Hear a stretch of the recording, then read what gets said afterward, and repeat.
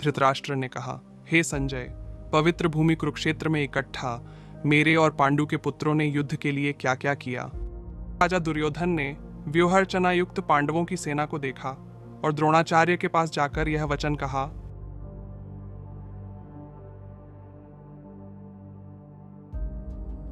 हे आचार्य, आपके मेधावी शिष्य द्रुपद पुत्र धृष्टद्युम्न के द्वारा व्यूहाकार खड़ी डैडी की गई सेना को देखिए।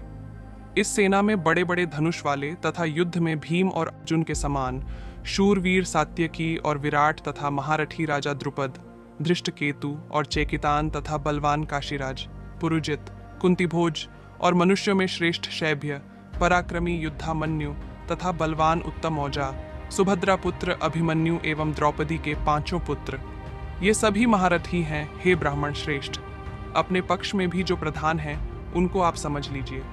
आपकी जानकारी के लिए मेरी सेना के जो सेनापति हैं उनको बतलाता हूँ। आप द्रोणाचार्य और पितामह भीष्म तथा कर्ण और संग्राम विजयी कृपाचार्य तथा वैसे ही अश्वत्थामा, विकर्ण और सोमदत्त का पुत्र भूरिश्रवा और भी मेरे लिए जीवन की आशा त्याग देने वाले बहुत से शूरवीर अनेक प्रकार के शस्त्रास्त्रों से सुसज्जित और सबके सब युद्ध में चतुर हैं। भीष्म पितामह द्वारा रक्षित हमारी वह सेना सब प्रकार से अजेय है और भीम द्वारा रक्षित इन लोगों की ये सेना जीतने में सुगम है। इसलिए सब मोर्चों पर अपनी अपनी जगह स्थित रहते हुए आप लोग सभी निःसंदेह भीष्म पितामह की ही सब ओर से रक्षा करें। उस दुर्योधन के हृदय में हर्ष उत्पन्न करते हुए कौरवों में वृद्ध प्रभावशाली पितामह भीष्म ने सिंह के समान गरज कर जोर से शंख बजाया। इसके पश्चात शंख और नगारे तथा ढोल, मृदंग और नरसिंघे आदि बाजे एक साथ ही बज उठे। उनका वह शब्द बद्धा भयंकर हुआ। इसके बाद सफेद घोड़ों से युक्त उत्तम रथ में बैठे हुए श्री कृष्ण और अर्जुन ने भी अलौकिक दिव्य शंख बजाए। श्री कृष्ण ने पांचजन्य नामक, अर्जुन ने देवदत्त नामक और भयानक कर्म करने वाले, भीमसेन ने पौंड्र नामक महाशंख बजाया। कुंती पुत्र राजा युधिष्ठिर ने अनंत विजय नामक और नकुल तथा सहदेव ने सुघोष और मणिपुष्पक नामक शंख बजाए।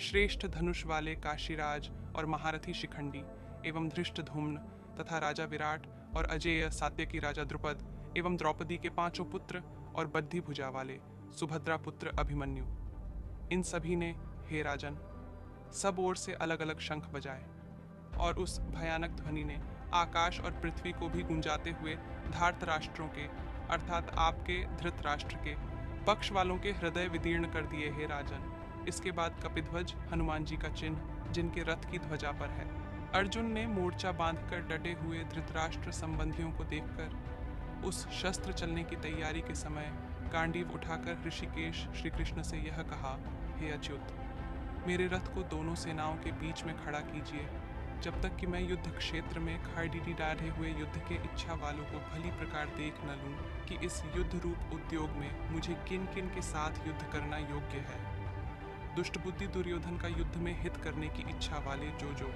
ये राजा लोग इस सेना में आए हैं, इन युद्ध करने वालों को मैं देख